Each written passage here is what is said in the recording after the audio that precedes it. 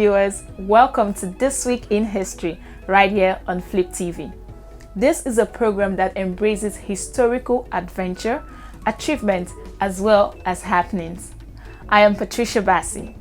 If you're just watching this program for the first time and you're yet to subscribe to this channel, please click on the subscribe button, turn on the notification bell, and don't forget to like and of course, drop your comments. You can as well check our previous posts in order to find out about our historical discoveries. So guys, I know you're eager to find out what historical discovery we have for you on this episode of the program. Well, do not go anywhere. Stay with us. We'll be back after the break.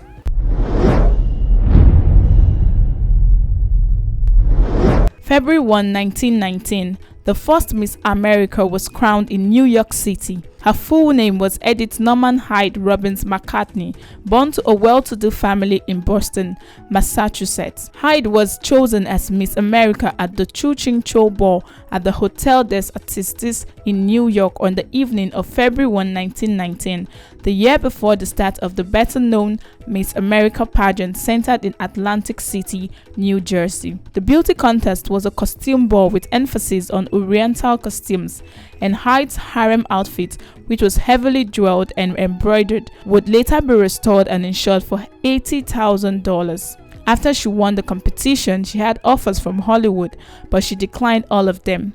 She lived in various places in Europe before moving back to New York. By around 1950, she was working as a fortune teller near Times Square. She died in April 1978. February 2, 1980. The New Mexico City Penitentiary Riot, which took place on February 2nd and 3rd, 1980 at the Penitentiary of New Mexico, south of Santa Fe, was the most violent prison riot in U.S. history. Inmates took complete control of the prison and 12 officers were taken hostage. Several inmates were killed by other prisoners, with some being tortured and mutilated because they had previously acted as informants for prison authorities. Police regained control of the Penitentiary of New Mexico 36 hours after the riot had begun. By then, 33 inmates had died and more than 200 were treated for injuries. None of the 12 officers taken hostage were killed, but 7 suffered serious injuries. February 2nd, 2003.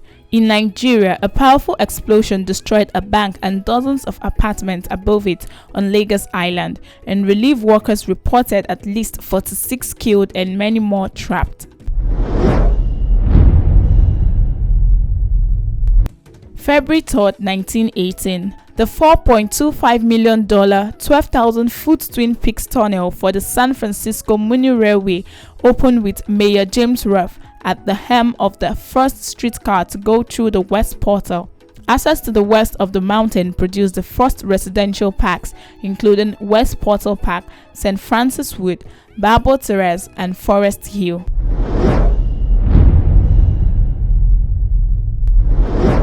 January 30, 2005.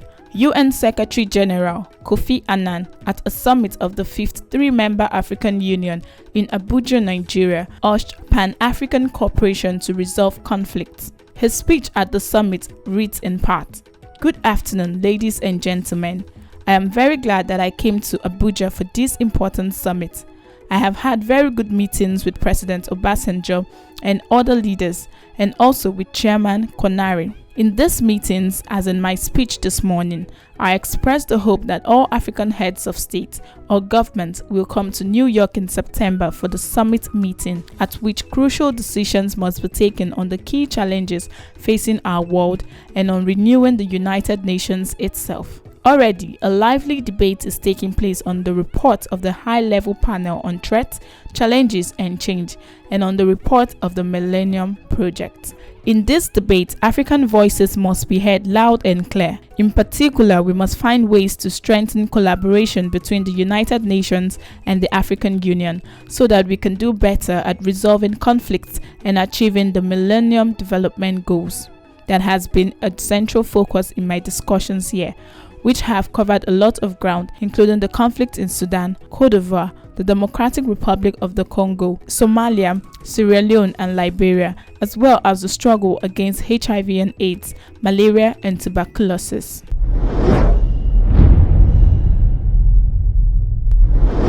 January 31, 2009, thousands of protesters rallied across Russia to criticize the government's economic costs and its response to the global financial crisis. In Moscow, minutes after protesters unfurled anti-Kremlin banners and chanted "Down with KGB power" and "Russia without Putin," a dozen young men jumped out of cars and started to beat them with fists and metal rods. Police ignored the attacks by alleged members of Young Russia, a pro-Kremlin youth group.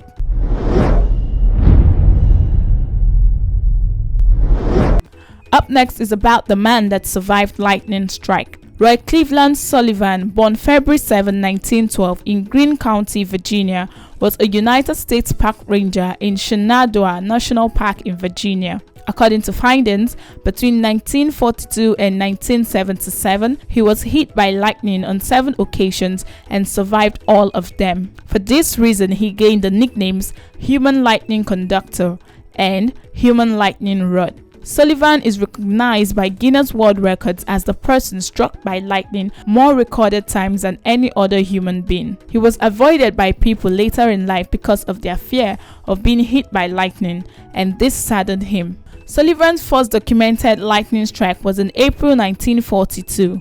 He was hiding from a thunderstorm in a fire lookout tower. The tower was newly built and had no lightning rod at the time.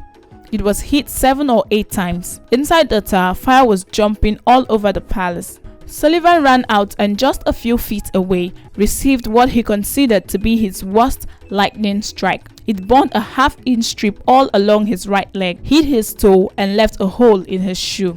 In July 1969, he was hit again. Unusually, he was hit while in his truck, driving on a mountain road. The lightning first hit nearby trees and was deflected into the open window of the truck. The strike knocked Sullivan unconscious and burned off his eyebrows and eyelashes and set his hair on fire. The uncontrolled truck kept moving until it stopped near a cliff edge. In July 1970, Sullivan was struck while in his front yard. The lightning hit a nearby power transformer and from there jumped to his left shoulder. In spring 1972, Sullivan was walking inside a ranger station in Shenandoah National Park when he was struck again.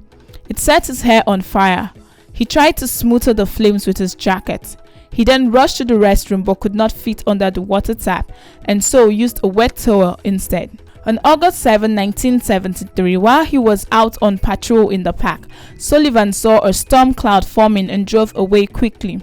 But the cloud, he said later, seemed to be following him. When he finally thought he had outrun it, he decided it was safe to leave his truck. Soon after, he was struck by a lightning bolt. Sullivan stated that he actually saw the bolt that hit him. The lightning moved down his left arm and left leg and knocked off his shoe. The next strike, on June 5, 1976, injured his ankle. It was reported that he saw a cloud, thought that it was following him, tried to run away, but was struck anyway. His hair also caught fire.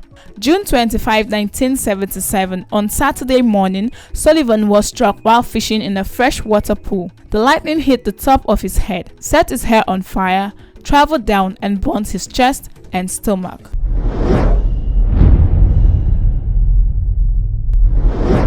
Can you imagine getting hit by lightning 7 consecutive times and still able to survive it?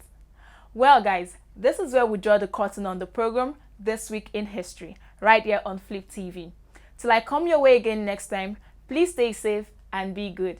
I still remain Patricia Bassi.